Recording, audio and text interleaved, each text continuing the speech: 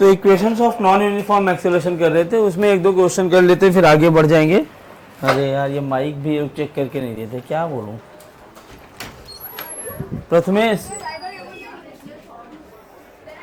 भाई mic charge तो दिया करो।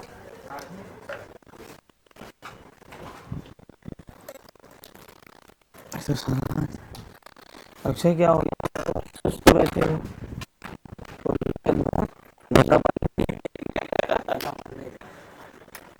कभी कभी होता है, कल संडे था ना। मैंने अपनी आदत सुधारी है, अभी मैं ऑन टाइम आता हूँ। पता नहीं कैसे आज सारा 7:30 बजे से क्या ट्रैफिक था, कोई मरा जिया होगा कहीं।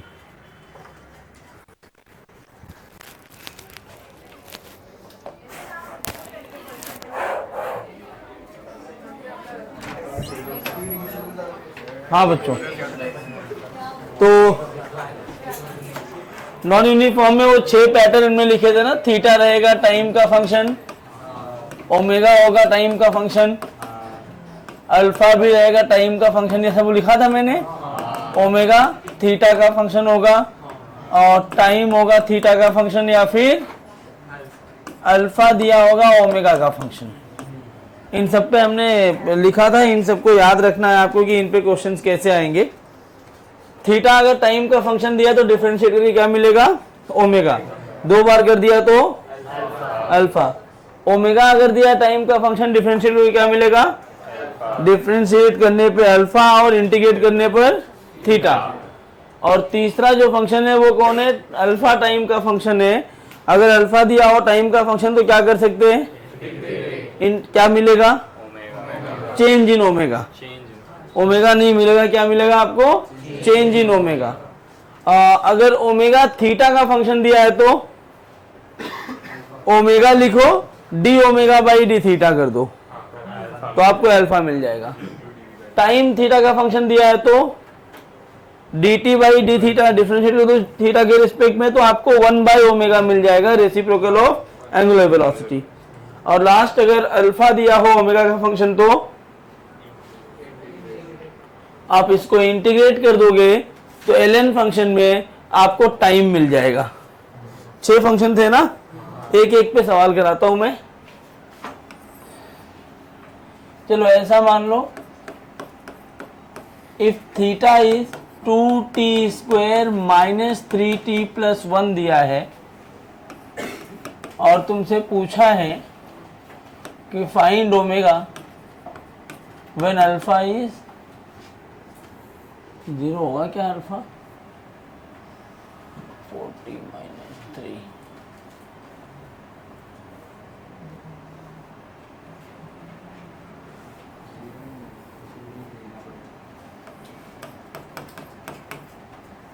Find omega when alpha is 0। Try करो फटाफट।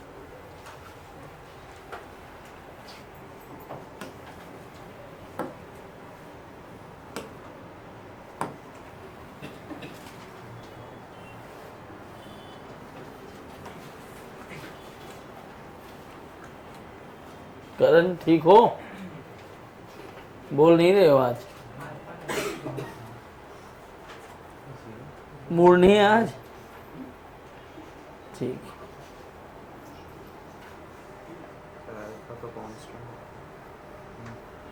अल्फा कांस्टेंट आ गया है क्या, अरे यार क्या हो गया, लो अल्फा कांस्टेंट चला आया यार।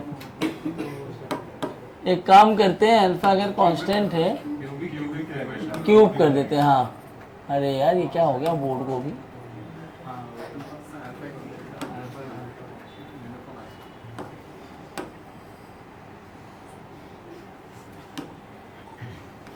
इसको क्यूब ले लो। हाँ क्योंकि वो कांस्टेंट हो गया होगा ना फिर।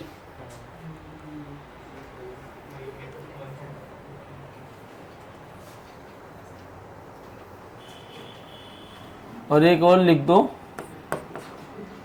एक क्वेश्चन में और लिख रहा हूं,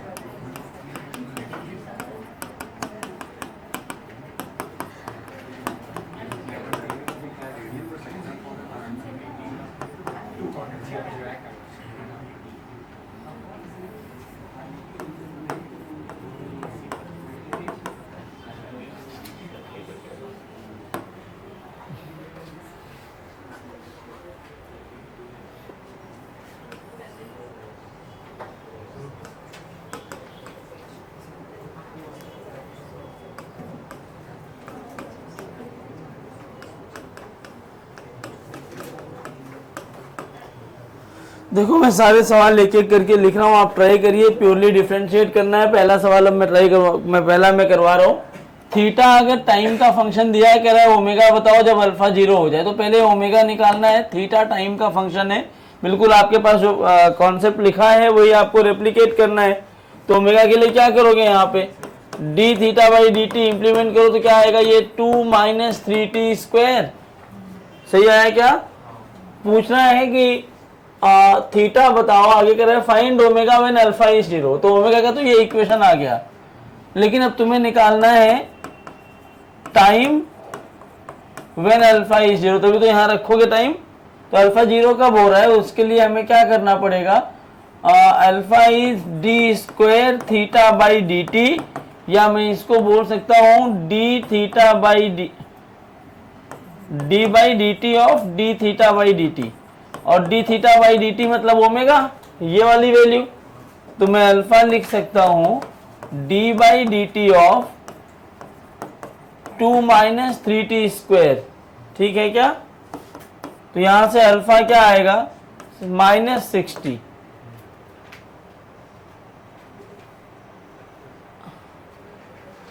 तो अल्फा 0 कब हो रहा है, जब टाइम 0 हो गया तभी हो रहा है अल्फा 0। हाँ,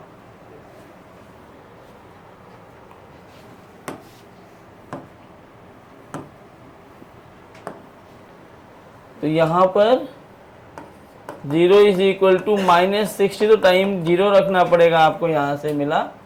टाइम को यहां पे सब्स्टिट्यूट कर दो तो ओमेगा आ जाएगा 2 माइनस 0, ओमेगा की वैल्यू 2। अब जो भी यूनिट लगा हो वो सबको आया था क्या? पहला सवाल खाली डिफरेंशिएट करना। दूसरे में क्या है, टाइम थीटा का फंक्शन दिया है और आपसे थीटा ही पूछ रहा है जब ओमेगा 0 हो जाए। ट्राई करिए।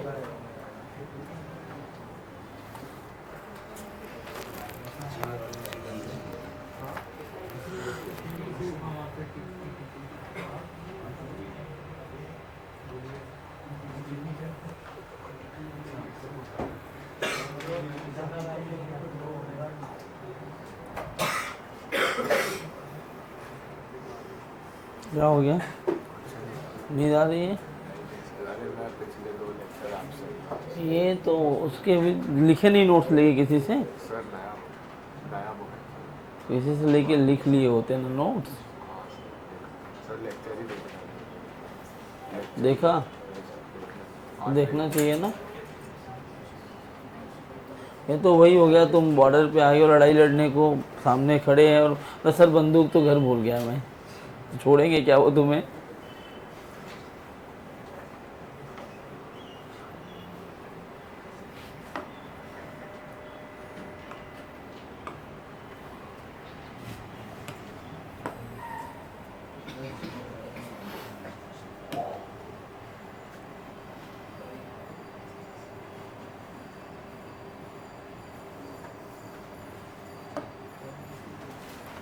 सेकेंड ट्राई कर लिया आप लोगों ने? आया क्या? आया सेकेंड में दो फंक्शन है, एक रूट थीटा प्लस 3 है, एक होल रूट थीटा प्लस 3 है। क्या आंसर आया पहले केस में, दूसरे केस में? ओके, अच्छा थीटा है ना, ठीक। देखो पहला सवाल, टाइम दिया है थीटा का फंक्शन, तो मैं D t by d theta कर दूंगा तो 1 बाई ओमेगा मिल जाएगा अपने को। तो d t by d theta क्या, तो d by d theta of root theta plus 3, 1 by omega. देखो 3 का डिफरेंशिएशन 0 होता है रूट थीटा के लिए, 1 बाई 2 रूट थीटा, या यहां से ओमेगा आ जाता है 2 रूट थीटा। कह रहा है fine theta when omega is 0। भाई ओमेगा को 0 रख दो, देख लो यहाँ से थीटा भी 0 ही हो गया ना। और दूसरे वाले फंक्शन में क्या होगा, इसमें d by d theta of, इसको मैं लिखूंगा theta plus 3 to the whole power half, ये आपको देगा 1 बाई ओमेगा। सही बोल रहा हूं क्या? तो अब इस पूरे को थीटा मानना पड़ेगा, चेन रूल लगाओगे तो ये बनेगा 1 by 2 root theta plus 3 multiplied by d theta, और ये होगा थीटा प्लस 3। तो यार वैसे तो ये 1 ही आ गया, लेकिन लिखने का ये तरीका है। तो ओमेगा की वैल्यू ये आ रही है, ओमेगा 0 होगा तो ये आएगा 2√थीटा plus 3, theta is equal to -3। -3 का मतलब क्या है, जिस पॉइंट से चालू हो रहा है उससे नीचे है। प्रॉपर आपको अगर वो आपके पास नोट्स लिखे पड़े हैं तो आपको ये देखना है कि टाइम थीटा का फंक्शन दिया है, उस नोट्स में जाओ, टाइम थीटा के फंक्शन में आप dt बाई डी थीटा करोगे तो 1/ओमेगा मिलता है। ये कॉन्सेप्ट पता है, एक बार वो आपको ये पता है, फिर आप तो खाली मैथ्स कर रहे हो, खाली डिफरेंशिएट करना है इसको, बाकी कुछ बचा ही नहीं है भाई। डिफरेंशिएशन अगर आपको नहीं आता है तो आप एक बार वीडियो वगैरह देख के कर लो, क्योंकि अगर आप डिफरेंशिएशन में दिक्कत होगी आपको तो फिर बहुत डिफिकल्ट है। अभी तो क्योंकि मैं मेजर पोर्शन कैलकुलस के थ्रू ही कराऊंगा अगर फिजिक्स पढ़ रहे हो तो, और मैं लास्ट लेक्चर बोला था, फिर बोल रहा हूँ आपको पेस अप करना होगा, मैं अपना पेस डाउन नहीं करूंगा। आपके बैच का नाम है 4, 5, 10 जो भी पढ़ेंगे, अगर नहीं पढ़ के आओगे घर से पुराना लेक्चर तो कई बार तुम्हें ऐसा लगेगा ना कि यहाँ आए हो, बैठे थे, घर निकल गए, सब ऐसे खाली इस कान से सुनोगे, इधर से निकल जाएगा। आपको रिवाइज करके आना होगा। मैं प्रॉपर ओलंपियाड मटेरियल दूंगा तुम्हें, एडवांस और ओलंपियाड दोनों ही चलेगा इस बैच में, ठीक है। तो जिसको दिक्कत हो घर से पढ़ के आओगे, कुछ नया नहीं होगी, आपको पढ़ाया नहीं गया होगा या आपको समझेगा नहीं। प्रैक्टिस तभी होगी, बेसिक मैथ्स जब आप स्ट्रॉन्ग कर लोगे, बेसिक मैथ्स में आपको आनी चाहिए चीजें, कैलकुलस आपका अच्छा होना चाहिए, ट्रिगो के बेसिक फार्मूले आने चाहिए, आते हैं ना। कैलकुलस अच्छा करो, ट्रिगो के बेसिक फार्मूले आने चाहिए, उसके बाद ग्राफ का आइडिया होना चाहिए आपको। y is equal to m x plus c किसका ग्राफ होता है, y is equal to a x square minus b x कैसा होता है, a x square plus b x कैसा होता है, a x square plus b x plus c minus c का ग्राफ कैसा होगा, एलिप्स का क्या इक्वेशन है, सर्कल का क्या इक्वेशन है, वो सब आपको पता होगा, तभी आप अच्छे सवाल को टच कर पाओगे, ठीक है। तो थोड़ा सा इस पे तुम्हें ध्यान देना पड़ेगा, और जो नहीं आ रहा हो मुझे बोलो, मैं हेल्प करूंगा तुम्हारी तुम्हें सिखाने को, लेकिन बताना तो पड़ेगा ना आपको। क्या था इक्वेशन बोलो, बीटा -2n। एक बात बताओ,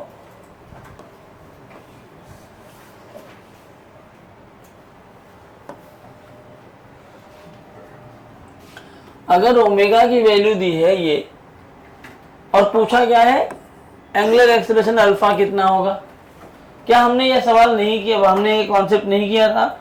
ओमेगा किसका फंक्शन है, थीटा का। तो ओमेगा जब थीटा का फंक्शन होता है तो अल्फा कैसे लिखते हो, omega d omega by d theta. अच्छा, ओमेगा की वैल्यू कितनी दी है, इसको अलग रखो, d by d theta beta x raise to -2n, तो ये बना beta theta raise to -2n, ये तो अलग रहेगा। इसको जब डिफरेंशिएट करोगे तो बीटा कांस्टेंट है, बाहर आ गया, x रेज टू n का फॉर्मूला लिखोगे तो n, x की जगह यहाँ पे थीटा आएगा ना, x raise to n-1, nx raise to n-1, ठीक है। बस अब दोनों को मल्टीप्लाई कर दो, आंसर आ गया -2n beta into beta, beta square. अब थीटा पर यहां पावर है -2n, यहां पावर है -2n -1, -2n में -2n को ऐड करो तो क्या बनेगा, ये आंसर है, ठीक है। कर लोगे, कोई दिक्कत किसी को है तो बोल दो, अभी मैं करा दूंगा अगर दिक्कत है तो। एक लास्ट सवाल,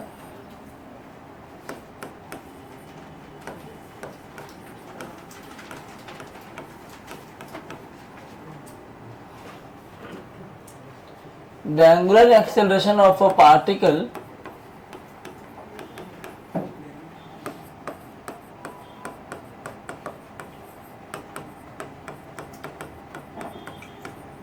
revolving in circle is given by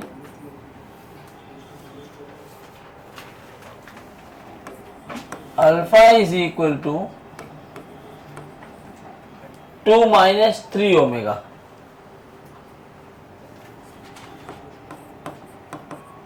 Find ऐसा if at t is equal to 0, omega is 0, then find omega as a function of time. ये अच्छा सवाल है। ओमेगा को v से और अल्फा को a से रिप्लेस कर दोगे तो ये आपका काइनेमेटिक्स का सवाल बन जाएगा। प्योर कैलकुलेशन है। हो गया क्या? क्या हुआ भाई? क्या है आंसर बोलो? अल्फा किसका फंक्शन दिया है? किसका फंक्शन है अल्फा? ओमेगा का। तो क्या मैं ऐसे लिख सकता हूं, जब अल्फा ओमेगा का फंक्शन है d omega by alpha is equal to d t. बोलो। अच्छा, इसको इंटीग्रेट कर देते हैं। यही मैंने यही पूरा कट कॉपी पेस्ट लिखा है, कुछ भी चेंज नहीं हो रहा है। डी ओमेगा बाय अल्फा की वैल्यू कितनी है? 2 माइनस 3 ओमेगा। और यहां आपको लिमिट भी दिया है, टाइम 0 पर ओमेगा की वैल्यू 0 है। जब टाइम 0 हुआ तो ओमेगा 0 लोअर लिमिट मिल गया। जब टाइम t होगा तो ओमेगा कितना, यही पूछ रहा है। यही सवाल है।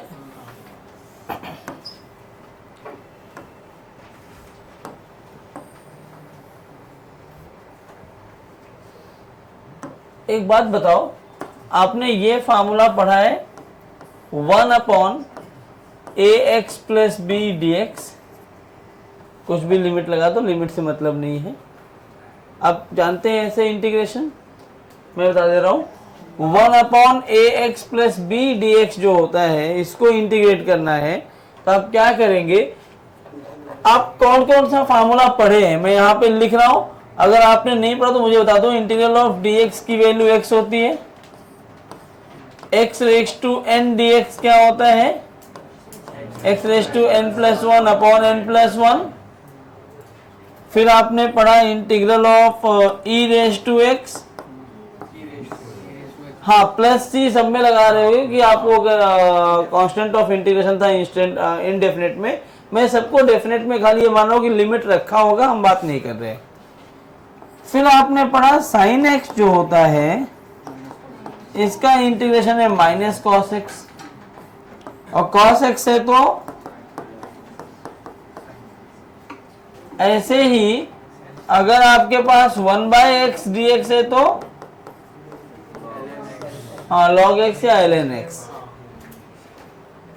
एक फार्मूला होगा 1/√a² माइनस x²। ठीक है, हाँ मैं बता दे रहा हूं अभी इसको। 1/√a² माइनस x², इसको बोलते हैं साइन इनवर्स x/a। खैर ठीक है, अभी रहने दो, ये जब आएगा SHM में तब बताऊंगा, अभी छोड़ दो ln x। फिलहाल अभी इतने की बात करो। मेथड ऑफ सब्स्टिट्यूशन भी पढ़ा होगा आपने, t मान के सॉल्व करते हो। अब मुझे ना इस पैटर्न के अलावा अगर कोई भी इंटीग्रेशन आता है इस तरह का, तो उसको कैसे करना है, ट्रिकी अप्रोच देख लो, समझ में आ जाएगा आपको। 1/, वाला लीनियर फंक्शन है ये। अगर लीनियर फंक्शन नहीं होता, ये ऐसे लिखा होगा 1/ax प्लस बी का होल स्क्वायर dx। तब आपको इसको ऐसे लिखना पड़ेगा a plus b to the whole power -2 dx। तब ये x रेज टू n वाला फॉर्मूला बनेगा। लेकिन अगर नीचे डिनोमिनेटर में लीनियर फंक्शन आ रहा हो और ऊपर 1 हो, मतलब ऊपर कांस्टेंट हो, डिनोमिनेटर में लीनियर फंक्शन हो और ऊपर कांस्टेंट हो, तो क्या मैं इसको 1/x बोल सकता हूं क्या? लेकिन हाँ, 1/x का पैटर्न है, लेकिन x तो है नहीं। तो एक काम करते हैं, मैं ना इसको अपने मन से मान लेता हूं कि ये x ही लिखा है। ठीक है, मैं मान लिया क्या लिखा है ये x। तो अगर ये x लिखा होता तो 1/x का क्या होता इंटीग्रेशन ln x। किसको x मान रहे हो? तो ln ax plus b upon जिसको x मान रहे थे डिनोमिनेटर में उसको डिफरेंशिएट कर दो d by d x of a x plus b. तो क्या हो जाएगा ये ln a x plus b upon a. समझ आया क्या? तो ये एक मेथड है। जब भी अगर लीनियर फंक्शन नहीं होता वो ए ये वाला करोगे तो कैसे करोगे? A x plus b to the power minus 2 d x ये लिखा है तो क्या लिखोगे बताओ? अभी वो ऊपर कर दूंगा फिर से। A x plus b minus 2 d x ऐसा। तो इस पूरे को क्या मान लोगे? बोलो भाई एक्स। तो क्या लिखोगे? एक्स एक्स मतलब a x plus b raise to n plus 1 upon n plus 1। और डिनोमिनेटर में ही क्या करना है? जिसको x मान रहे हो उसको डिफरेंशिएट कर देना है। तो क्या आया आंसर? ये -1 बनेगा ना। तो -1 अपॉन ए एक्स प्लस बी का होल स्क्वायर। टफ है क्या? मतलब इन सारे फंक्शन के अलावा अगर कोई भी फंक्शन मिलता है और आपको लग रहा है, जैसे ये मुझे लग रहा था कि ये x बन जाएगा, जैसे 1/x बना ln x हो गया। तो अगर आपको लग रहा है ये पूरा 1/x जैसा फंक्शन है तो इसको x मान लो तो log में आ गया। और जिसको x मान रहे थे डिनोमिनेटर में उसी को डिफरेंशिएट कर दो। समझ आया क्या? कोई दिक्कत किसी को? मैं यही कॉन्सेप्ट यहाँ इस्तेमाल करूंगा। अच्छे सवालों में ये कॉन्सेप्ट बहुत ज्यादा इस्तेमाल किए जाते हैं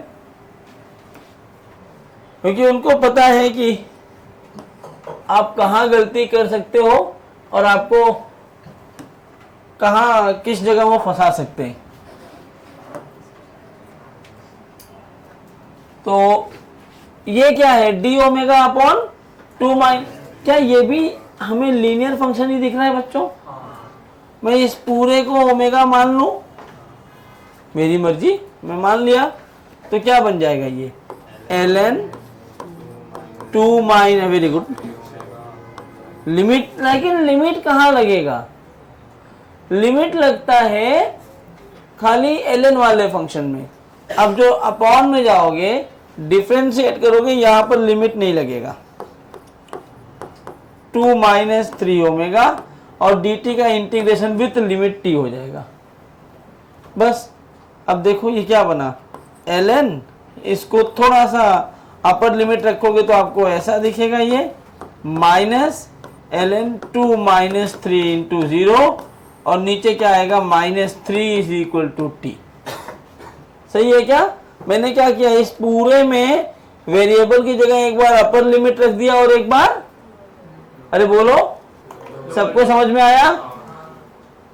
तो अपर लिमिट रखा तो ये बना, लोअर लिमिट रखा तो ये बना।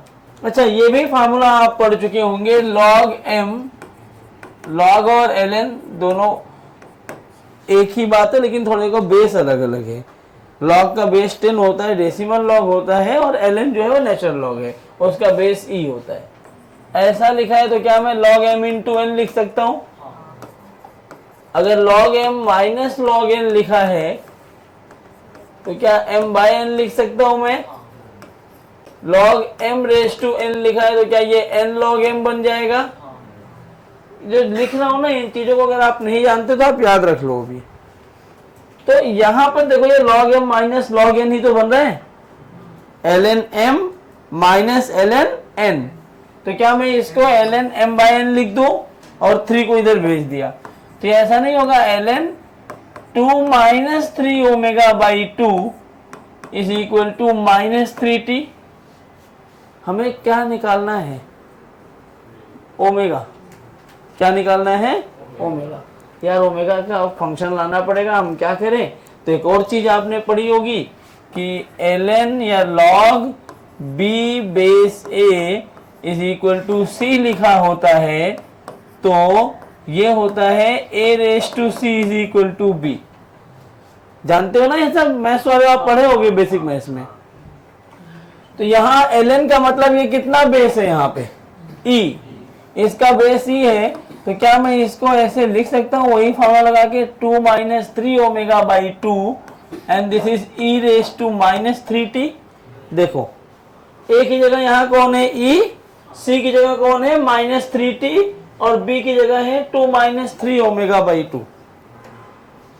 तो 2 minus 3 omega is equal to 2 e raise to minus 3t या 2 minus 2 e raise to minus 3t is equal to 3 omega.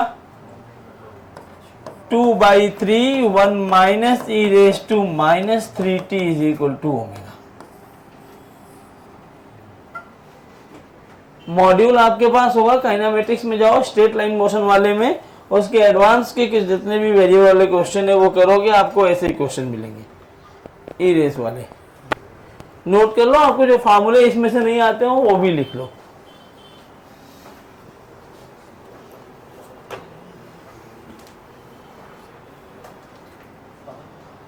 कोई एक ना जिसके पास वो आईफोन अभी यहाँ लाया हो, मुझसे लेक्चर के बाद मिल लेना, मैं एयर ड्रॉप कर दूंगा। एक फाइल है 50-60 पेज के आसपास है, मतलब हैंड रिटन नोट्स है मेरे पुराने बच्चों का। बेसिक मैथ्स में जो मैंने पढ़ाया वो पूरा आप लेके एक बार जेरोक्स निकाल के गो थ्रू कर डालो, सब चीज़ें मिल जाएंगी आपको। जितनी फिजिक्स में आपको जरूरत लगती है मैथ्स की सब है उसमें, प्रैक्टिस के साथ है। अगर आपको आता है तो अच्छी बात है, जो उसमें टॉपिक डाउट होगा मुझसे पूछ लेना, क्योंकि पूरा टॉपिक फिर से पढ़ाना पॉसिबल नहीं है। आप उसके ऊपर डरो, उसमें ग्राफ भी है, इक्वेशंस भी है, एलिप्स भी है, पैराबोला भी है, कैलकुलस भी है, अलजेब्रा भी है, ट्रिगो भी है, जितना चाहिए सब है।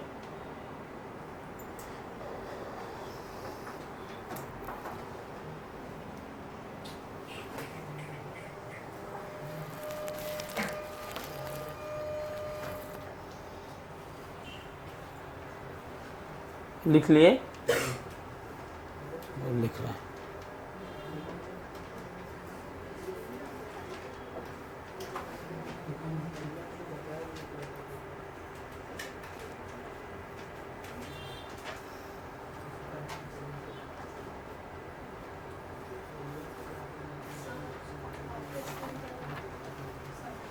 क्या क्या नहीं समझा इसमें बताओ, किस पॉइंट? ये तो इंटीग्रेशन है ना, ये 1 बाई ओमेगा ln ओमेगा बन गया। इस पर जो लिमिट थी वो लिख दिया, जिसको ओमेगा मान रहे थे उसको नीचे फिर से डिफरेंशिएट किया, तो 2 का डिफरेंशिएशन 0 होता है, -3 ओमेगा का -3। अब यहाँ पर लिमिट कैसे रखते हैं? वेरिएबल की जगह upper limit minus lower limit. तो ln, इसमें वेरिएबल कौन है? ओमेगा ना। अपर लिमिट रखा तो क्या बना? ln 2 minus 3 omega. एक्चुअली ये पूरे पर लिमिट होता है, तुम्हें पता होना चाहिए ऐसे। तो अब माइनस ln 2 माइनस 3 और ओमेगा की जगह 0 रख दिया, डिफरेंशिएशन से -3 आया। अब मैंने -3 को इधर भेज दिया तो क्या बन गया? ये -3t। ये है ln m minus ln n, तो ln m अपॉन n। ठीक है। अब इसके बाद ये वाला फॉर्मूला लगा दिया कि log b base a is equal to c दिया है, तो a रेस टू c क्या होता है? b। तो वही फॉर्मूला लगा दिया यहाँ पे। तो यहाँ a की जगह e है, तो e raise to -3t is equal to this. बाकी तो आगे सॉल्व किया है। तो इस तरह के सवाल आएंगे तो क्या आप कर पाओगे? चलो आगे बढ़े। तो ये हमारा काइनेमेटिक्स ऑफ सर्कुलर मोशन का पार्ट था, जिसमें हमने सीखा कि थीटा क्या चीज है, ओमेगा क्या है। ओमेगा सर्कुलर मोशन के लिए हम कैसे डिफाइन करते हैं? आर ओमेगा या ओमेगा क्रॉस आर। किसी भी जनरल पाथ के लिए ओमेगा कैसे लिखते हो? जनरल पाथ के लिए ओमेगा कैसे लिखते हो? v perpendicular relative by r. फिर अल्फा क्या होता है? D omega by D t. और इक्वेशंस ऑफ मोशन किया हमने कांस्टेंट एक्सेलरेशन के लिए, वेरिएबल के लिए, और उस पर क्वेश्चंस किए। अब आगे बढ़ते हैं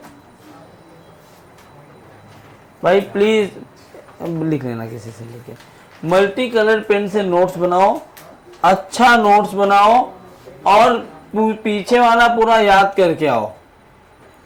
मैं लास्ट में वाइवा तो लेने वाला हूँ, अभी पहले भी लेना पड़ेगा लगता है। देखो मुझे ना बहुत फ्रैंकली तुम्हें बता रहा हूँ, उस बैच में बिल्कुल भी इंटरेस्ट नहीं आता जिसमें या तो तुम लोग बोल दो अप फ्रंट, ऐसे सामने से आके बता दो कि मुझे नहीं पढ़ना है, हम लोग खाली पैसा दे दिए, आप आओ नाच गाना करो और चले जाओ।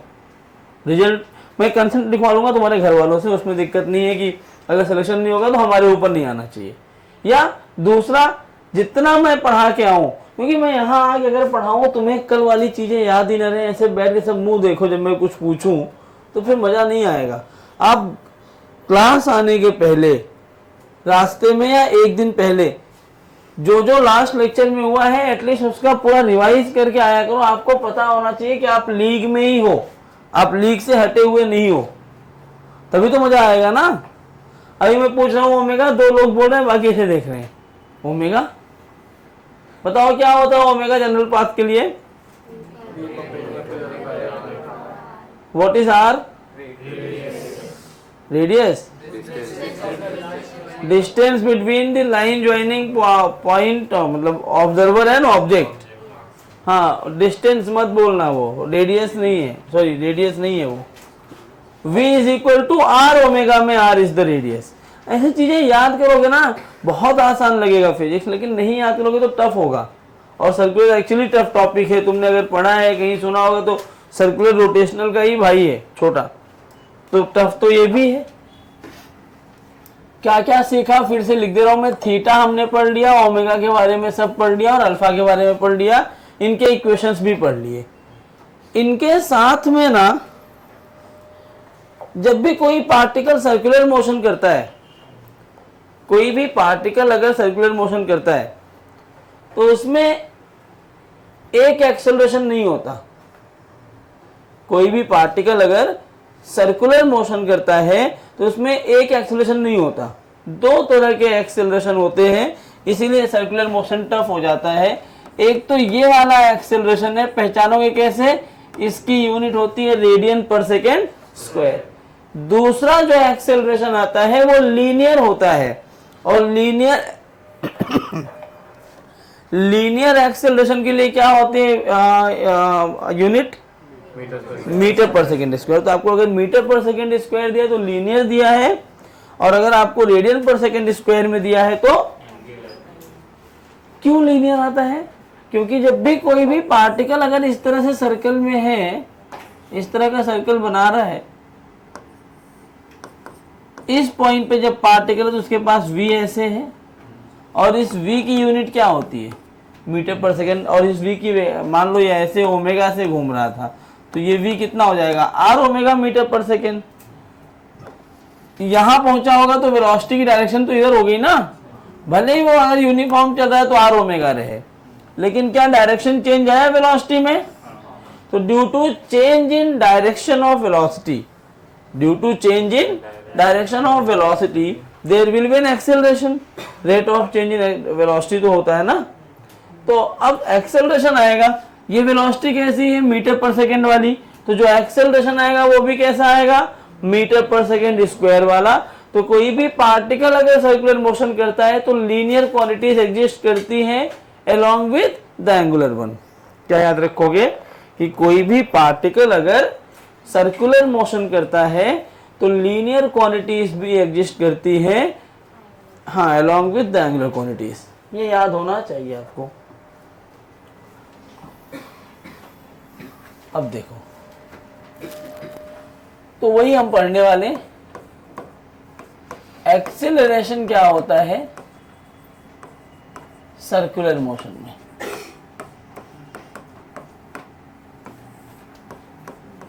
अभी हेडिंग नहीं बनाया हो तो इसकी हेडिंग के पहले एक छोटा सा सवाल है, बहुत बार पूछा जाता है, तो ये जो पूछने वाले सवाल है इनको हम कर लेते हैं।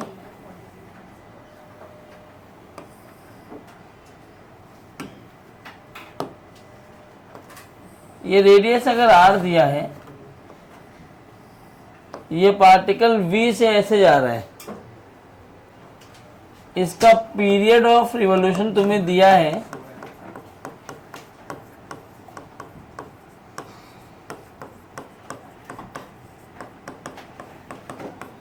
टी। क्या दिया है? टी। आपसे पूछा है कैलकुलेट चेंज इन वेलोसिटी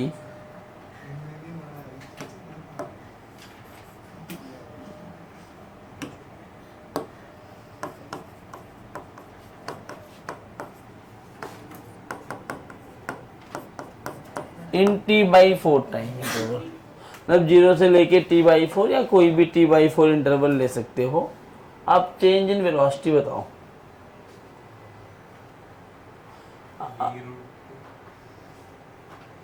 हाँ, अभी जो पूछा है t/4, अगर ये यूनिफॉर्म सर्कुलर मोशन कर रहा है तो हम सबको एक चीज तो पता ही है कि t0 यहाँ पे है तो t टाइम पे फिर यहाँ पहुंचेगा।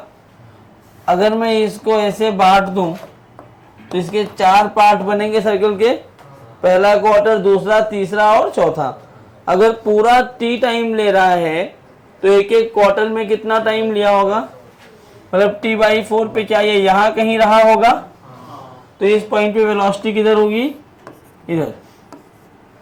अब चूंकि मुझे v बोला है कि कांस्टेंट से मूव कर रहा है तो हमने ये भी पढ़ा है ना, ऐसे लिख लो, चेंज इन वेलोसिटी पूछा है तो change in velocity vector is equal to final velocity vector minus final velocity vector. ये रहा, क्या लिखोगे? Minus vi cap. फाइनल क्या है? ये है ना फाइनल वेलोसिटी लेफ्ट में, और minus times of initial velocity कितनी है? vj cap. तो भाई अगर ये दो वेलोसिटी दी है, इनका आपको मैग्नीट्यूड निकालना होगा तो आप क्या निकालोगे? Under root of coefficient of i cap का square plus coefficient of j cap का स्क्वायर अंडर रूट 2v। समझा? कोई दिक्कत? तो ये सवाल आता है, वैसे मैं करवाने वाला नहीं था लेकिन अभी करा दिया। ये हेडिंग नोट करने के पहले ये लिख लो, फिर ये हेडिंग बनाते हैं और हम देखते हैं कि क्या क्या एक्सेलरेशन ये रखता है। अगर आपको किसी भी पॉइंट पे लगता है कि समझ नहीं आ रहा है, आप तुरंत पूछ सकते हो, आप डरो मत।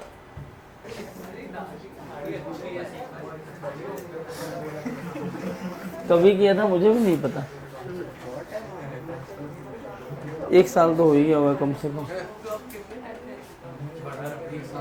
ऐसा कुछ रूल नहीं होता, मैं 2-4 महीने नहीं जाता सैलून, जब जाता हूँ तो एक साथ सब निकाल देता हूँ, तो बाल बोल सब 2-4-6 महीने साल भर जैसे बढ़ रहा है बढ़ने दो। अब मुझे मतलब टाइम की थोड़ी कमी रहती है यार।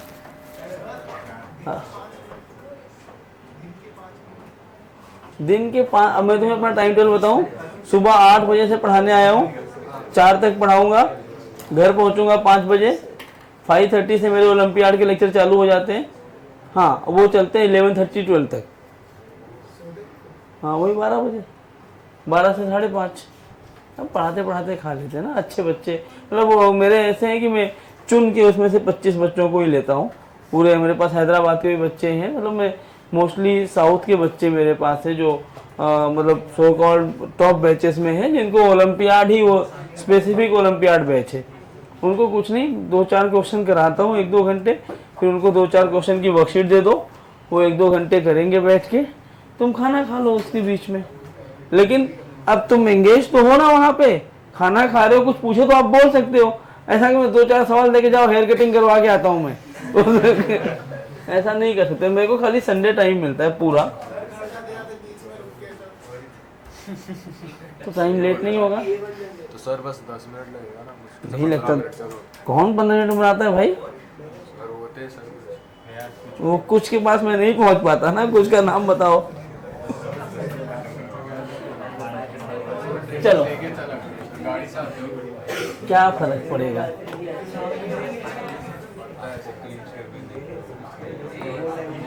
तो यार मैं कभी किसी दिन करके आता हूँ, ऐसा नहीं है कि मैं ऐसा कसम खाया हो कि नहीं करूँगा। अब नहीं, अब नहीं। पढ़ो। तुम लोग कौन उठाया सवाल? मैं खुद कुछ डाउट पूछने वाला है, गधा कुछ भी पूछ ले रहा है। ये कलर इसमें चेंज होता है।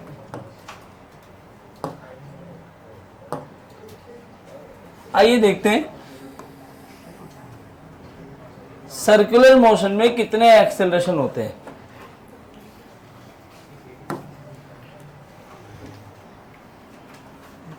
ये इसका सेंटर है, यहां से एक पार्टिकल ऐसे रोटेट कर रहा है, कर सकता है रोटेट। अच्छा, किसी इंस्टेंट टी पर ये पार्टिकल यहां पहुंच सकता है। t0 पे मान लो यहां रहा होगा, कोई भी t इंस्टेंट पे ये पार्टिकल यहां पहुंच गया।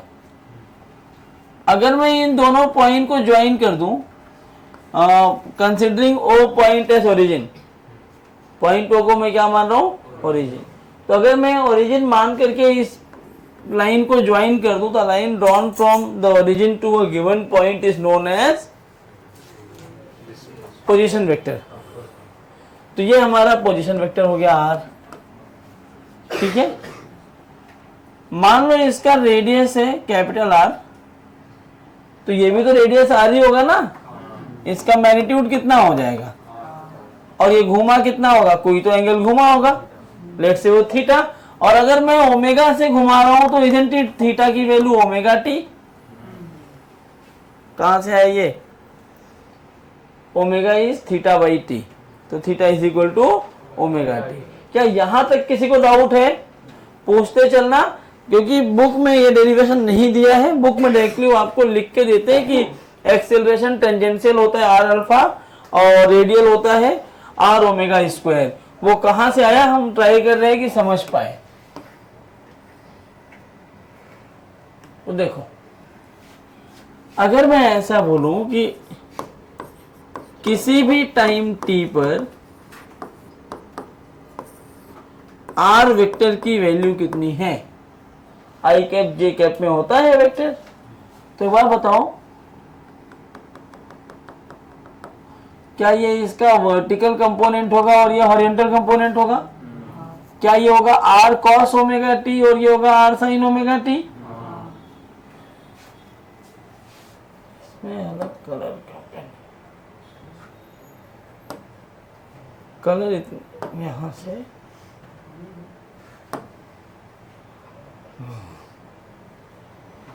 तो ये जो लाइन है, ये वाली लाइन, ये r cos ओमेगा t है, और ये जो ये वर्टिकल लाइन है, ठीक है। तो r की वैल्यू लिखी जाएगी r cos omega t i cap plus r sin omega t। अच्छा, ये पोजीशन वेक्टर हो गया किसी भी टाइम पर। अगर मैं इसको डिफरेंशिएट कर दूं, change in position upon time मिल जाएगा। और चेंज इन पोजीशन को हम क्या बोलते हैं? वेलोसिटी, नहीं डिस्प्लेसमेंट। चेंज इन पोजीशन को डिस्प्लेसमेंट बोलते हैं, change in position upon time को वेलोसिटी बोलते हैं। हाँ, चेंज इन पोजीशन मतलब इनिशियल पॉइंट और फाइनल पॉइंट के बीच का डिस्टेंस डिस्प्लेसमेंट है। अरे चाचा, ये आर वेक्टर नहीं, मैं इससे नहीं बोल रहा हूं। डिफरेंशिएट करने का मतलब होता है चेंज इन पोजीशन लिखना ना। तो मैं इन जनरल पूछ रहा हूं कि चेंज इन पोजीशन आपको क्या देता है? टाइम ना, सॉरी डिस्प्लेसमेंट ना, चेंज इन पोजीशन, वही मैं लिख रहा हूं। तो मैं इसको अगर ऐसे लिखूं, differentiating it with respect to time, कर सकते हैं डिफरेंशिएट टाइम पे रिस्पेक्ट में। इसका मतलब क्या मैं लिखूंगा? D R vector by D T vector. अच्छा, करो डिफरेंशिएट इसको टाइम के रिस्पेक्ट में, क्या लिखोगे? बोलो क्या लिखूं तो मैं इसको? D by D T of r cos omega t i cap. मैं रफ नोट्स में आपसे उम्मीद कर रहा हूँ कि आप इसको सॉल्व करेंगे। एक बार मुझे दिखाइए, मैं जानना चाहता हूँ कि आपको कितना कैलकुलस आता है, क्योंकि कैलकुलस का ही एक खेल है। जल्दी करिए।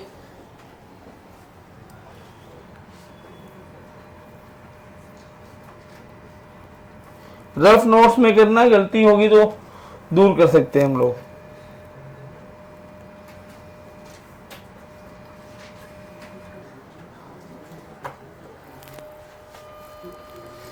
टफ हो रहा है क्या ओमेगा के साथ?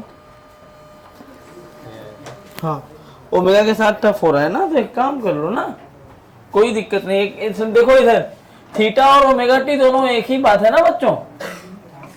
तो मैं अगर ओमेगा टी के साथ ये टफ हो रहा है तो मैं ओमेगा टी लिखूंगा ही नहीं, मैं इसको थीटा ले लेता हूँ, तो कैलकुलेशन थोड़ी आसान हो जाएगी। कैलकुलेशन पे ही सब कुछ है ना।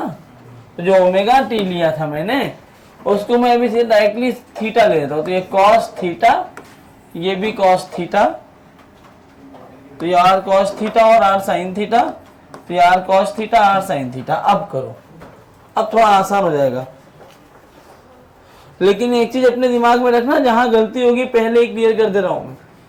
Here theta is not constant, omega T होगा, विद टाइम वो बढ़ता रहेगा।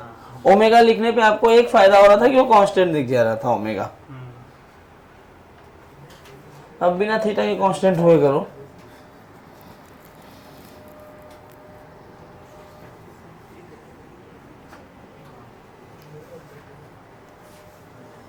करिए डिफरेंशिएट सर।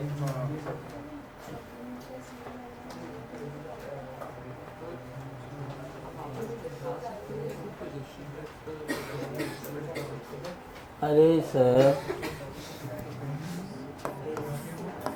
ये मेरा रेफरेंस पॉइंट है, एक पॉइंट ए यहाँ है, इसका पोजीशन वेक्टर r1 हो गया। एक पॉइंट ए यहाँ है, बी पॉइंट, इसका पोजीशन वेक्टर r2 है। तो डिस्प्लेसमेंट वेक्टर ये लाइन होगा। This is change in position ना, यही तो वहाँ पे dr है ना, ये चेंज इन पोजीशन। तो ये बोला चेंज इन पोजीशन डिस्प्लेसमेंट होता है। समझा अभी? प्रधान मतलब जो पूछोगे तो समझाऊंगा यार।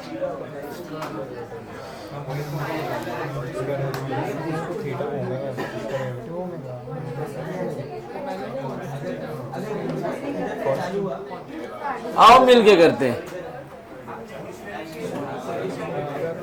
कल आंसर शीट देखो dr बाई dt किया मैंने। dr का मतलब क्या है? Change in position vector. Change in position vector he displacement कहलाता है। तो क्या ये वेलोसिटी नहीं दे देगा आपको? तो v हो गया ना। अब इसको आओ मेरे साथ करो डिफरेंशिएट तुम भी, जैसे मैं कर रहा हूं ऐसे आप भी डिफरेंशिएट करो। यहां पे v वेक्टर को क्या मैं ऐसे लिख सकता हूं? देखो ये r तो पूरा पूरा कांस्टेंट है, बाहर ले लो पहले। cos थीटा को अगर मैं डिफरेंशिएट करूं विथ रिस्पेक्ट टू टाइम, तो ये बनेगा minus sine theta d theta by D T i cap. ये क्यों आया? क्योंकि हम ये ऐसे डिफरेंशिएट कर रहे हैं, D by D T of cos theta. तो t के रिस्पेक्ट में थीटा को तो आप डिफरेंशिएट कर नहीं सकते, तो आपको इनसाइड आउट रूल लेना पड़ता है या आउटसाइड इन रूल, कि ये थीटा को डिफरेंशिएट करने के लिए आपको क्या चाहिए? नीचे यहां पर डी थीटा चाहिए। तो मैं एक काम कर लूं, अगर डी थीटा से मल्टीप्लाई कर दूं और डी थीटा से डिवाइड भी कर दूं, इनको ऐसे इंटरचेंज कर दिया जाए, तो d by d theta of cos theta, और ये बन जाएगा D theta by D t. वही लिखा है मैंने यहां पर। समझा क्या? सिमिलरली अगर मैं दूसरा वाला टर्म देखूं तो साइन थीटा का डिफरेंशिएशन होता है कॉस थीटा, और ये भी हो जाएगा डी थीटा बाई। अगर आप ओमेगा ले रहे होते ना बच्चों, तो ये डी थीटा वाला खेल आपको खेलना नहीं पड़ता, आप डायरेक्टली ओमेगा बाहर निकाल सकते थे, क्योंकि d theta by D t ultimately omega ही होता है। बस लिखने में कॉम्प्लेक्स था, इसलिए मैंने थीटा लिख दिया। तो इसको मैं ऐसे लिख सकता हूं क्या, v is equal to minus are omega, या माइनस मत लगाओ, ऐसे माइनस साइन थीटा आई कैप प्लस कॉस थीटा जे कैप। प्लस है ना, कहाँ? आर आर ओमेगा के पहले। हाँ प्लस, तो plus are omega minus sine theta I cap plus cos theta J cap. ये अभी एक दो चीजें इसमें और डिफाइन करनी होगी, पहले एक बार लिख लेते हैं। अच्छा, इसको अगर मैंने फिर से डिफरेंशिएट कर दिया तो आपको क्या मिल जाएगा? और अल्फा नहीं मिलेगा, वी को कर रहे हो, ए मिलेगा, एक्सेलरेशन। वही तो मेरी हेडिंग थी, एक्सेलरेशन इन सर्कुलर मोशन। तो अगर मैं इसको फिर से डिफरेंशिएट करूं,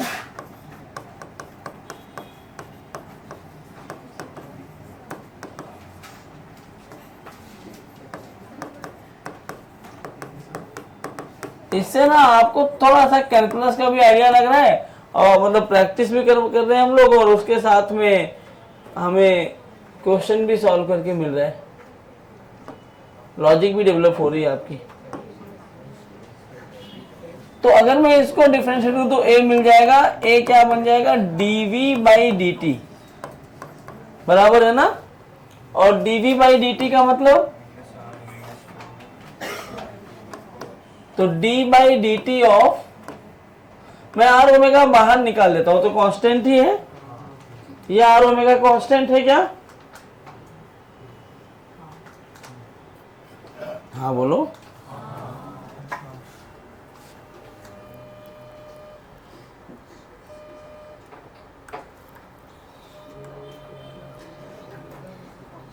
थोड़ी सी गलती हो गई है, क्या गलती हुई है बताता हूं बेटा। यहां हमने क्या लिखा था, गलती समझो क्या हुई है। D theta by D t को ओमेगा लिया है, rate of change in theta जरूरी थोड़ी है कांस्टेंट ही रहे हमेशा, बदल भी हो सकता है। अगर rate of change in theta बदल रहा होगा लगातार तो ओमेगा कांस्टेंट नहीं होगा, आपने ओमेगा को कांस्टेंट मान के डिफरेंशिएट कर दिया है। समझा कहाँ गलती हो रही है? तो उसको अपन दूर करेंगे। मैं जब भी इसको डिफरेंशिएट करूंगा ना, इस तरीके से पूरा लिखना पड़ेगा अपने को, D by D T minus are omega sine theta I cap plus are omega, बराबर ना।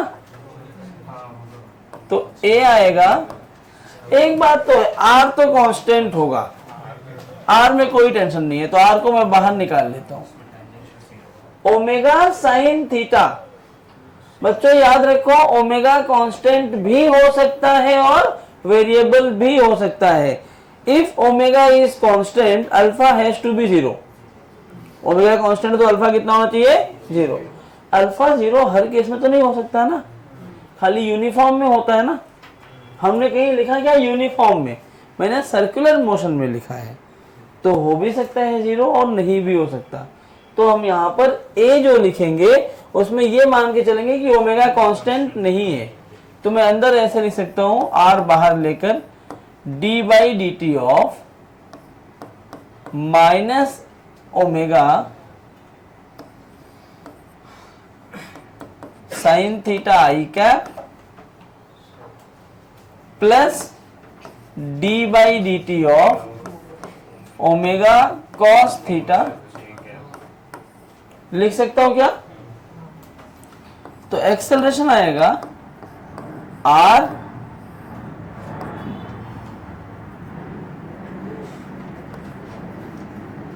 ये माइनस साइन बाहर ही रखो, तो अंदर क्या आएगा,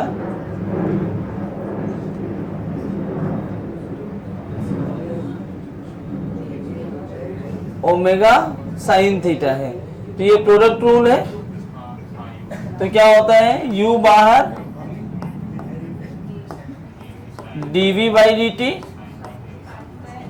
plus sine theta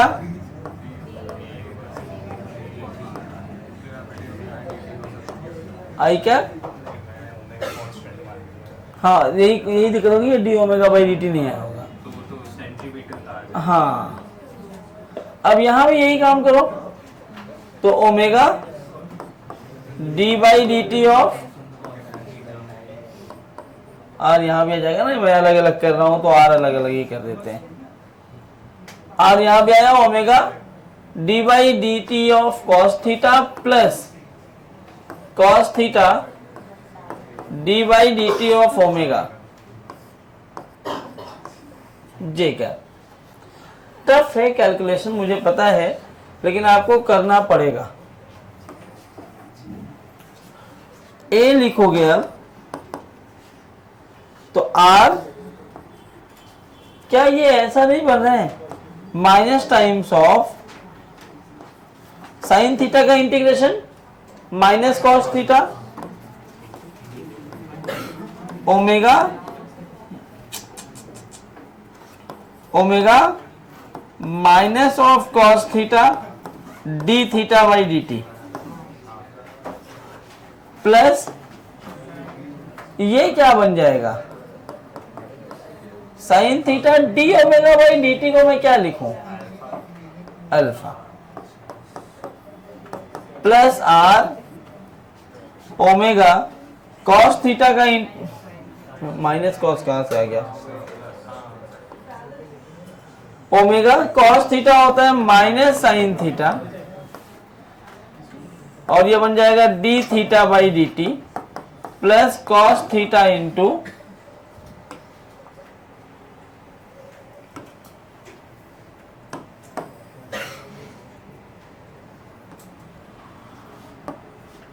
cos theta into alpha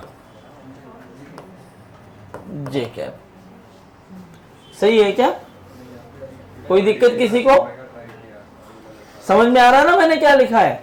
बस किसको नहीं समझ आया, कौन बोला नहीं, पूछो क्या नहीं समझा, कुछ भी नहीं समझा ना, डिफरेंशिएशन आता है वही तो कहता हूं, खाली यूवी रूल तो लगा रहा हूं हर जगह। देखो ध्यान से, अगर नहीं समझ आ रहा तो पूछो ना भाई, अब बातें करते रहोगे बीच बीच में, जब मैं यहां पढ़ाऊंगा तो कैसे समझेगा। खाली डिफरेंशिएशन किया गया है, बाकी कुछ भी अलग नहीं है। तो इसके आगे क्या करूं, यहां पे ना मल्टीप्लाई कर दो, ये माइनस साइन, अच्छा यहां से है, मैं इसको ऐसे लिखूं माइनस आर, ये D theta by D T क्या होगा, ओमेगा, तो क्या ये ओमेगा स्क्वायर हो गया, minus are omega square cos theta I cap, और इसको इधर ले जाओगे तो ये जो माइनस साइन आया है ना, ये किसके पास है, ये पूरे ब्रैकेट के पास माइनस साइन है, क्योंकि ब्रैकेट के बाहर है, तो क्या ये बनेगा minus R alpha sine theta आई कैप, लिख सकते हैं।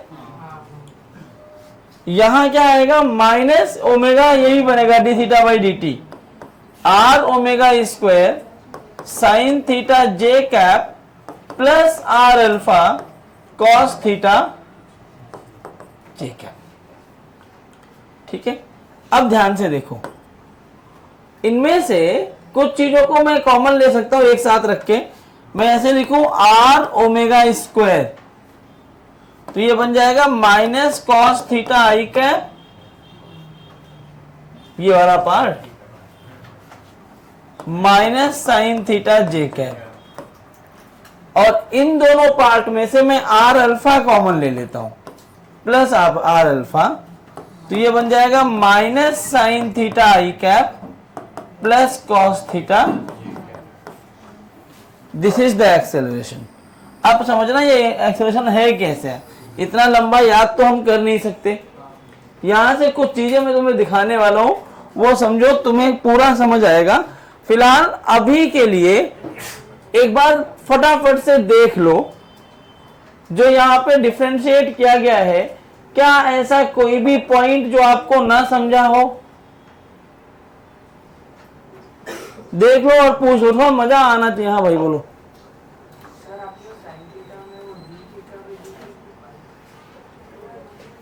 ऊपर वाले में क्योंकि ये समझा था, तो वही तो यहाँ भी है, आप थीटा को टी के रिस्पेक्ट में कितनी बार भी करोगे नहीं डिफरेंशिएट कर सकते। थीटा को थीटा के रिस्पेक्ट में ही डिफरेंशिएट कर सकते हो, इसलिए यहाँ पे D theta by D T लिखना पड़ेगा। और कुछ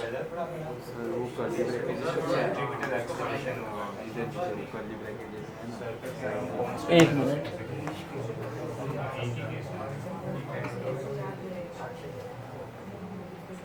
भाई बड़ा कर दूंगा तो पूरा बोर्ड पे नहीं आ रहा है।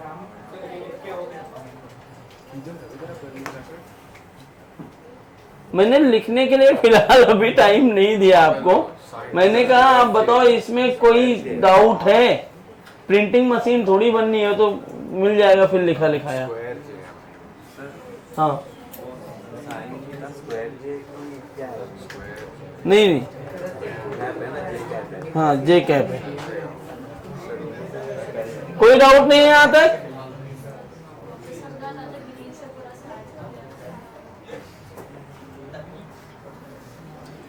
एक्सेलरेशन होता है dv by dt, dv by dt मैंने v की यहाँ वैल्यू डाल दी है, r कांस्टेंट था बाहर निकाल लिया, उसके बाद ये बना minus omega sine omega sine theta आई कैप ओमेगा कॉस थीटा जे कैप। यहाँ प्रोडक्ट रूल लगाया है, माइनस साइन बाहर लेके आता है। प्रोडक्ट रूल क्या होता है, यूवी रूल बोलो।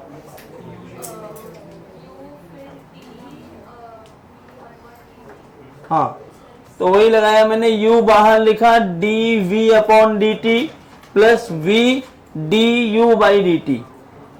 यही काम यहां भी किया, ये r पूरे ब्रैकेट से बाहर था, मैंने अलग अलग ब्रैकेट बनाया तो यही r यहां भी ले दिया, r u dv by dt plus v du by dt।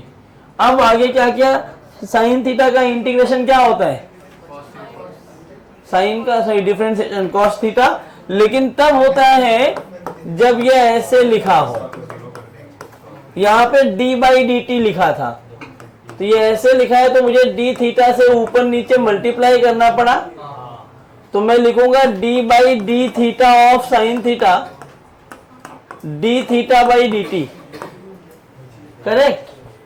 तो देखो d by d theta of sine theta क्या, cos theta d theta by D t, वही लिखा है मैंने, प्लस साइन थीटा ये वाला part d omega by D t, इसको मैंने ये हमने पढ़ रखा है फार्मूले में अल्फा होता है।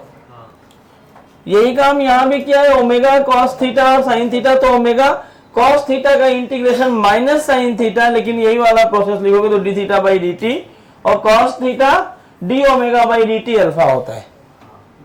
अब क्या किया, इसके आगे मैंने मल्टीप्लाई किया, देखो माइनस ओमेगा और d theta by D T, फिर से ये वाला पार्ट जो है ना, ये पार्ट भी ओमेगा होता है, तो ओमेगा इंटू ओमेगा, तो minus are omega square cos theta I cap और d omega by D t, ये वाला पार्ट क्या होता है,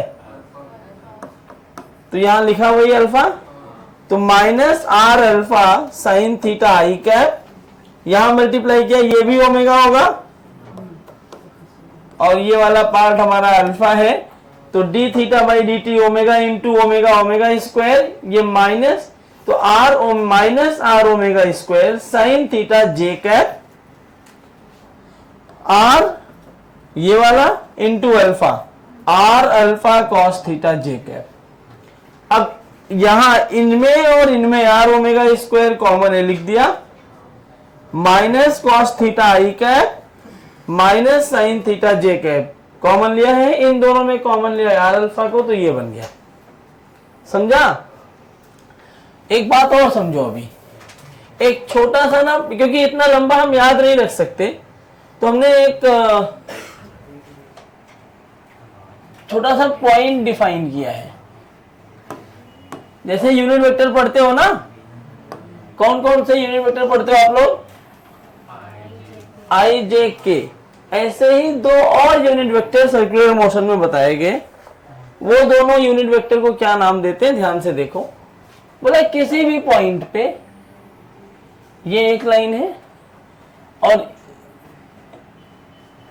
एक वेक्टर को मैं इस डायरेक्शन में डिफाइन करता हूं, which is E R cap. R मतलब रेडियल डायरेक्शन, आर मतलब क्या है, और दूसरा ना मैं इधर हमेशा डिफाइन करता हूं, इसको हम बोलते हैं ET कैप। क्या बोलते हैं? ET। दो नया यूनिट वेक्टर है, ER कैप इज, हाँ, ER cap is unit vector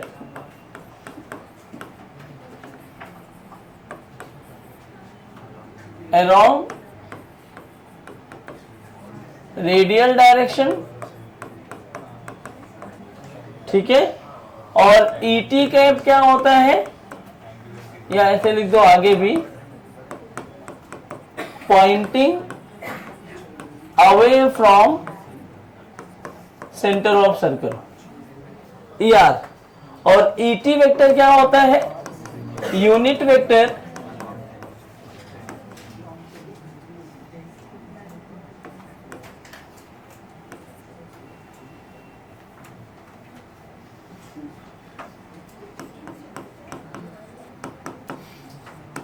pointed tangentially, ठीक है। अब मान लो ये वाला थीटा एंगल था, जिस पॉइंट पे मैंने ER और ET दिखाया है, ध्यान से देखो,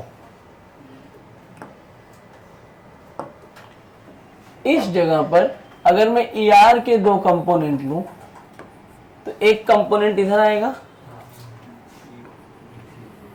क्या एक कंपोनेंट इधर आएगा, ये थीटा, तो क्या ये भी थीटा, और यूनिट वेक्टर है, मतलब मैग्नीट्यूड तो 1 ही होगा ER कैप का, तो क्या ये बन जाएगा cos थीटा और ये बन जाएगा, क्या मैं यहां पर ER कैप को दिखा सकता हूं cos theta I cap plus sin theta J cap से। ऐसे ही ET के दो कंपोनेंट लोगे तो ET का एक कंपोनेंट इधर आएगा और एक ऐसे ऊपर आएगा, और ये वाला एंगल थीटा तो ऑल्टरनेट के हिसाब से ये थीटा, तो ये कितना 90 माइनस थीटा, तो क्या ये बन जाएगा ET cos 90 माइनस थीटा, और ये बन जाएगा ET मतलब 1 ना, तो क्या यहां से जो ET कैप आया है, isn't it sin theta I cap minus में plus cos theta J cap. These two are the vectors जो हम डिफाइन करते हैं सर्कुलर मोशन में। आपको याद रखना पड़ेगा जैसे आपने I J K याद रखा है। देखो, जिनको बहुत टफ लग रहा है, जिनको लग रहा है ये पता नहीं क्या पढ़ा रहा है, अंत में जो फार्मूला लिखूंगा वो रट्टा मार लो, तुम्हारे सवाल बन जाएंगे मेंस लेवल के सारे, एडवांस में तुम फंसोगे। तो मेंस के सारे सवाल तुम्हारे फंस जाएंगे लास्ट का एक लाइन रट्टा मार के। तो ये ET और ER कैसे डिफाइन किया समझ में आया? What is ET?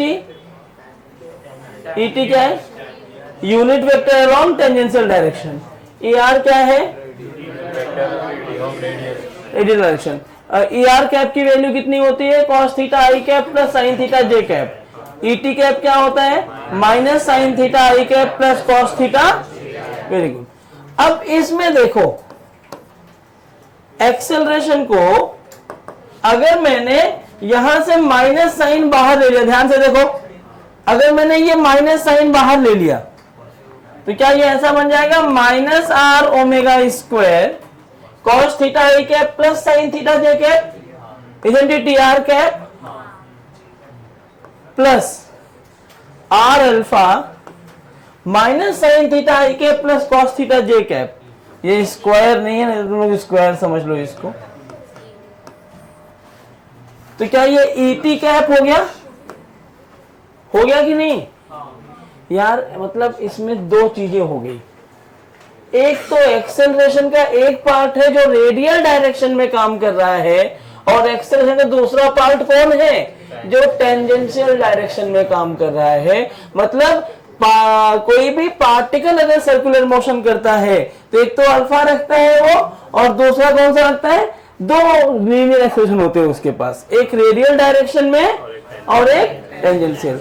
अच्छा, रेडियल डायरेक्शन में भी जो तुम्हें रट्टा जो बनवाते हैं ना, वो रट्टा तुम मार लो तो तुम्हारा हो जाता है काम। सेंट्रीपिटल फोर्स होता है जो सेंटर की तरफ काम करता है। क्यों काम करता है वो यहां दिखा रहा है। जरा देखो, आर ओमेगा स्क्वायर किस डायरेक्शन में काम कर रहा है? Minus E R cap. R omega square किस डायरेक्शन में काम कर रहा है? ई आर कैप किधर है? ये रहा ना ई आर कैप, इसका माइनस मतलब ऐसे सेंटर की तरफ आया, इसको बोलते हैं सेंट्रीपिटल एक्सेलरेशन या रेडियल एक्सेलरेशन। और ये जो ई टी कैप है आर अल्फा, वो टेंजेंशियल काम कर रहा है, इसलिए इसको हम क्या बोलते हैं? Tangential acceleration. यहां पे मैं इसको ऐसे बोल सकता हूं कि ए आर, या इतना लिख लो तब मैं लिखता हूं, तो अल्फा 0 हो गया तो इसीलिए तो अल्फा 0 हो गया, तो खाली उसको बोलते हैं कि ओमेगा कांस्टेंट आएगा और 18 0 हो जाएगा, ए आर रह जाएगा। अब फील आया? इतना लंबा मैं खाली फील के लिए कराया, मैं एक लाइन में लिख के अलग करवा सकता था, लेकिन एडवांस के क्वेश्चन में फंस जाते। ये पता है तुम कभी नहीं फंसोगे। हाँ, इसमें तुम्हें खाली एक चीज याद रखनी है भाई, ये पूरा मैथ्स है, इसमें तो खाली कैलकुलस इस्तेमाल किया ना मैंने। तुम्हें याद रखना है ई आर कैप कौन होता है और ई टी कैप कौन होता है, बस।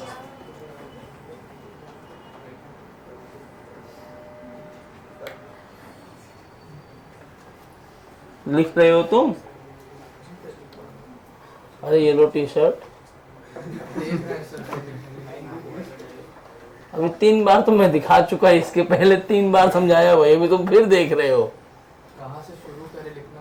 ओहो, ये सबसे बड़ी दिक्कत। इसके पहले वाली लाइन लिखे हो, गोला बना के ऐसे लाइन बनाया था, थीटा लिख दिया था, आर आया था।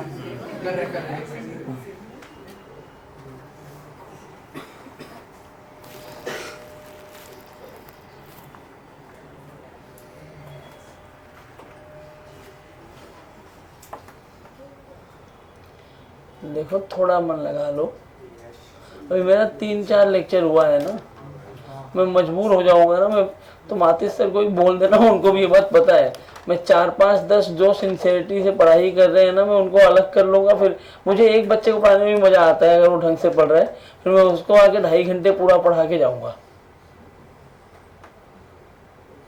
इसे थोड़ा सा तुमसे मैं कुछ एक्स्ट्रा नहीं मांग रहा हूँ, क्लास में जो चल रहा है उसमें इन्वॉल्व हो जाओ, और दूसरा जो जितना आज पढ़ाया गया वो घर पे जाके दोबारा पढ़ लो, बस 2 चीजें, और वो सब कर सकते हो। मैं कोई ऐसा रॉकेट साइंस नहीं पढ़ाऊंगा, तुम्हें लगेगा बिल्कुल नई चीज है, आज तक कभी नहीं पढ़ाया, अभी कहाँ से आ गया, ये सब तुम पहले पढ़ चुके होगे, कोई नई चीज नहीं होगी। हाँ, बस उनके एप्लीकेशंस तुम्हें नए मिल सकते हैं, ताकि तुम्हें वो फील आ पाए कि हो क्या रहा है वहां पे, चमक जाए तुम्हें कि चल रहा है, अच्छा ये ऐसे क्यों हुआ, ये ऐसे क्यों हुआ, वो आपको समझ आ जाए बस। तो मैं कुछ नई चीज वही करूंगा, खाली कैलकुलेशन में कुछ नहीं।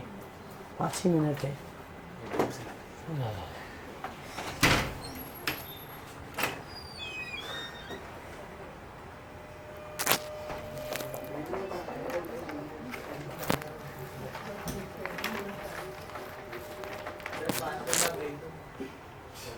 लेक्चर 10:30 था, ब्रेक दे दो 5 मिनट। वैसे आज तुम 50 मिनट का ब्रेक लेके बैठे हो। हाँ तो ब्रेक मिल गया ना 50 मिनट का। क्या बोल रहा सर? हाँ गलती थी ना भाई। अरे करण लगा देना उसको बाद में मेरी तरफ से, अभी नहीं क्लास में नहीं तो नहीं, गलती मेरी थी ना, सही बात है ना, मैं लेट हो गया। बोल सकते हो ना यार, मैं तुम्हारी गलती बोल रहा तुम नहीं बोल सकते। तुम सो रहा था अभी।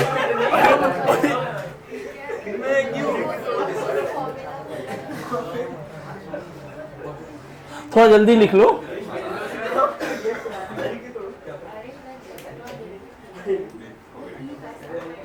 सर्कुलर क्वेश्चन है सर, आई कैप जे कैप नेगलेक्ट करके ये ज्यादा यूज होता है सर्कुलर में। ये तो खाली ऐसा होता है जब ओलंपियाड लेवल के क्वेश्चंस आते हैं ना, मैं कराऊंगा क्लास में, उनमें काम आता है। इससे खाली तुम्हें ये समझता है, जो तुम रट्टा मारते हो ना सर्कुलर मोशन में सेंटर की तरफ एक्सेलरेशन होता है, क्यों सेंटर की तरफ होता है वो ये डिराइव करके प्रूफ किया हमने। माइनस सी आर कैप है, मतलब रेडियली इनवर्ट है। क्या साइन मरवा रहे हैं सर? विल क्या है ये? अरे दिखाओ क्या साइन मरवा रहे हैं। फालतू ही नहीं करना सर, मैं पूरा ढक्कन से उठा के कुछ भी फालतू नहीं कर रहा हूं। लात मार दिया उसके नीचे देख। सर अभी पढ़ा होगी।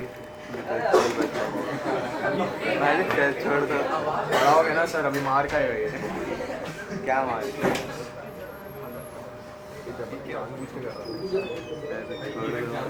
पाँच ही मिनट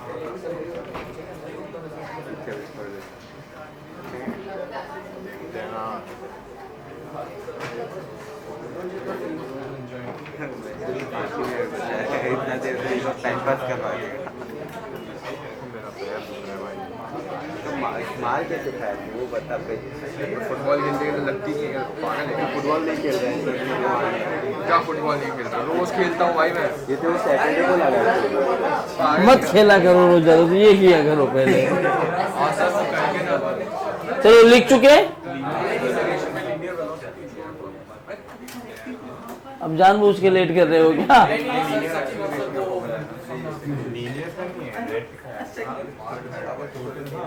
ये अभी नेट है, ये वाला टॉपिक खत्म कर लेते हैं, ये पार्ट। इसके क्वेश्चन प्रैक्टिस अगले लेक्चर में कराऊंगा मैं, क्योंकि मेरा लेक्चर 11 बजे से मलाड में है। हाँ,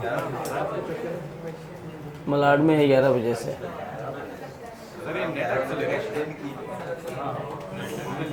वो टैंजेंशियल अब दोनों ये ए नेट है।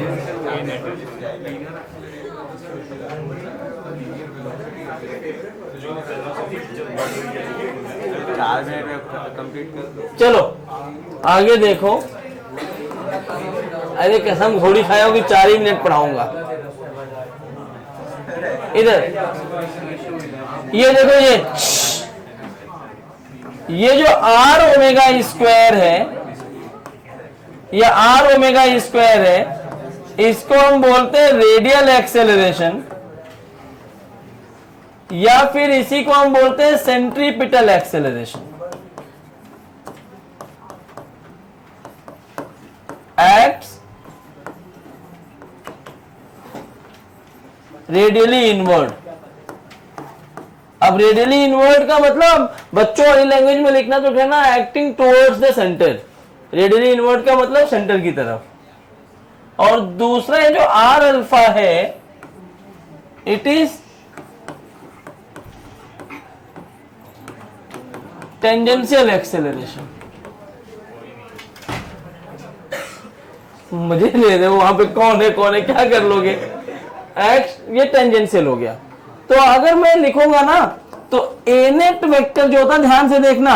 अब मैं ए नेट वेक्टर को या ए नेट का मैग्नीट्यूड अगर लिखना हो, this is actually net acceleration, जिसमें दोनों आ गया। ए नेट का मैग्नीट्यूड अगर लिखना होगा तो बेटा हमेशा ए नेट का मैग्नीट्यूड लिखा जाएगा under root of A T square plus A R square. क्या लिखोगे? ए आर कौन होता है?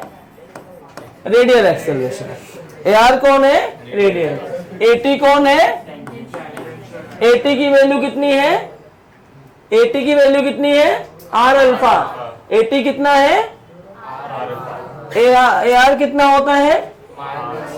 माइनस नहीं, आर ओमेगा स्क्वायर, क्योंकि रेडियली इनवर्ड लिख दिया मतलब माइनस हट गया, तो माइनस आर ओमेगा स्क्वायर नहीं, R omega square. This is net acceleration. मतलब ध्यान से समझो, अभी ये एक सर्कल है, किसी भी पॉइंट पे अगर मैं यहां देखूं तो इसके पास एक एक्सेलरेशन होगा AT, दूसरा ऐसे अंदर की तरफ होगा AR। नेट एक्सेलरेशन कितना होगा? क्या इन दोनों का रिजल्टेंट ऐसे बीच में आएगा? दिस इज ए नेट, और इसकी वैल्यू कितनी है? Under root of AR square plus AT square. If you see AT and AR will always be perpendicular to each other, तो ये हमेशा ऐसे आएगा। और ये AR के साथ थीटा एंगल कितना बना रहा होगा? तो ये tan थीटा लिखा जाएगा AT बाय। बस इतनी ही बातें मुझे इसमें तुम्हें बतानी है कि कोई भी पार्टिकल अगर सर्कुलर मोशन करता है, कोई भी पार्टिकल अगर सर्कुलर मोशन करता है, तो उसके पास AT और AR नामक दो लीनियर एक्सेलरेशन होते हैं, और अल्फा तो होता ही है। अच्छा, अगर अल्फा 0 हो गया तो AT भी 0 हो जाएगा। अल्फा 0 हुआ तो AT भी 0 हो जाएगा। मतलब जब यूनिफॉर्म सर्कुलर मोशन कब होगा? जब अल्फा 0 हो जाए। वेलोसिटी यूनिफॉर्म हो ना, जब ओमेगा कांस्टेंट होगा तो uniform circular motion, omega constant किया तो अल्फा 0 हो गया, तो अल्फा 0 तो एटी 0, क्या बचेगा ए नेट ए आर। इसीलिए बोलते हैं जब किसी भी पार्टिकल में खाली सेंट्रीपिटल एक्सेलरेशन होता है, हमेशा नहीं होता वो सेंट्रीपिटल, सेंट्रीपिटल अकेले तब लगता है जब यूनिफॉर्म सर्कुलर मोशन। ठीक है क्या? तो आज यही रोकते हैं, अगले लेक्चर में इसके आगे करेंगे। सॉरी आज लेट हुआ था उसके लिए, अगले लेक्चर से नहीं होगा।